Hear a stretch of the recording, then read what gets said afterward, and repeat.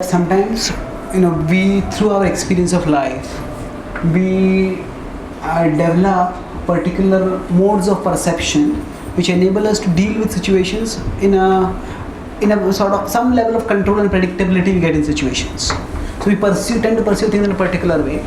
But how do we depend on Krishna? Do we focus on maintaining our perceptions, or do we focus on just depending on Krishna in everything and being completely open to whatever happens?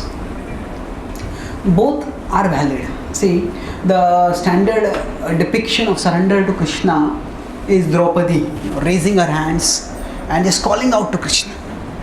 So that is definitely one way of surrender. But the Bhagavad-gita concludes by telling Arjuna, surrender to me. Sarvadharman parityajya mamekam sharanam vraja. And the Bhagavad-gita, this is the Krishna's instructions end over here, but the Bhagavad-gita itself ends with not with Arjuna with raising his hand and surrender. The Bhagavad-gita ends with Arjuna raising his bow in readiness to fight, and that is also surrender. So surrender doesn't necessarily mean passivity. Surrender can also mean activity, not just activity, being proactive, being resourceful. So the way we surrender in different situations may be different, and a certain level of preparedness is important. And whatever resources we have, whether they be intellectual resources or they be in terms of experience, in terms of certain skills, we do need to use all those resources in our service of Krishna. So for example, if we are going to a particular place where people are of a particular mindset, say if you're going to a place where if you're going to science college or where there are PhD science students who are coming, then we need to have some preparation, if possible, in the kind of scientific thinking which they have and some knowledge. So the resources if we have, that's good, and we can use them. But sometimes we may go to a particular situation with certain preparation, but things may come outside that box also.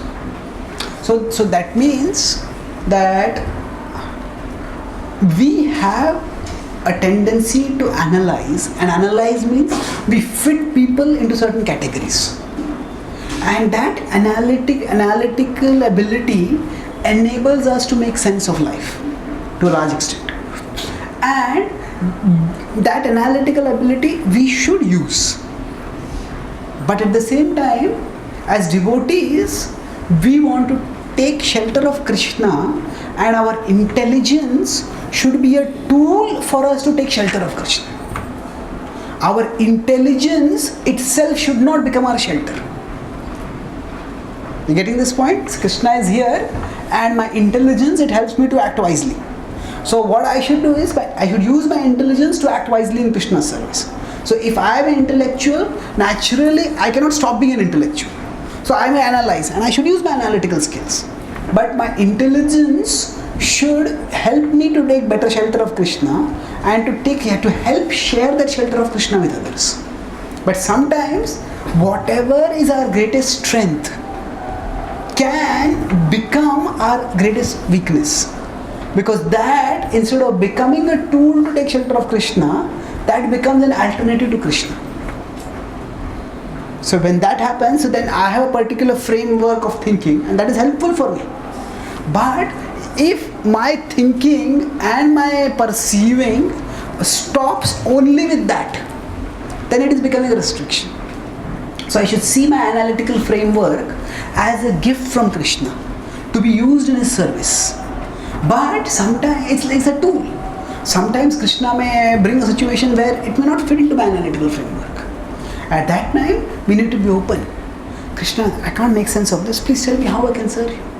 Prabhupada in the Markine Bhagavad Dharma says that Ache kichu karja tabe ei anumane nahi keno anibena ei ugasthane.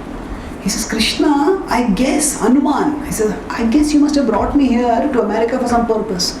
I don't know what purpose you brought me for, but you must have brought me for some purpose. So even Prabhupada, it's not that when he went to America, everything was clear. Okay, I'll go here, I'll meet this person, I'll go here, and that person will become a devotee.